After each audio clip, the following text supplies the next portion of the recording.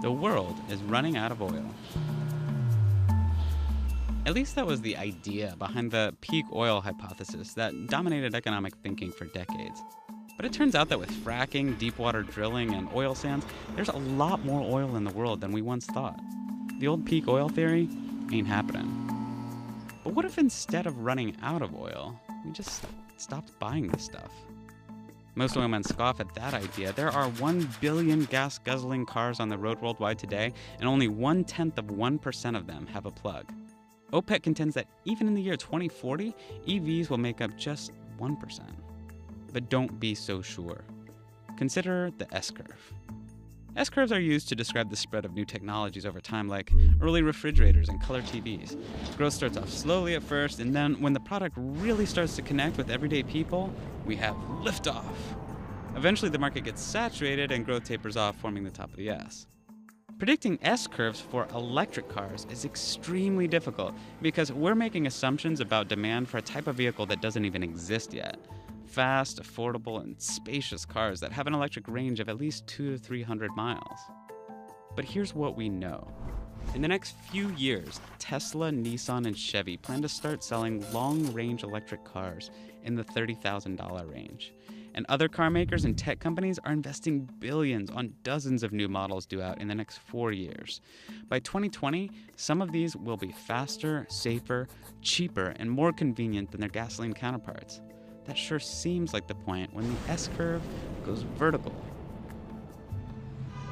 To start an oil crash, you don't need to replace all the cars on the road today. You just need to reduce demand enough to cause a glut of unwanted oil. Consider the oil crash that started in 2014. That was caused by too much supply, when producers started pumping out an extra 2 million barrels a day. So when electric vehicles are able to displace that much on the demand side, it should also cause a crash. When might that happen? Tesla is building factories to go from about 50,000 sales last year to 500,000 in 2020. So let's assume for a minute that Tesla can meet its own forecasts, and let's assume that other car makers maintain their current combined market share for plug-ins.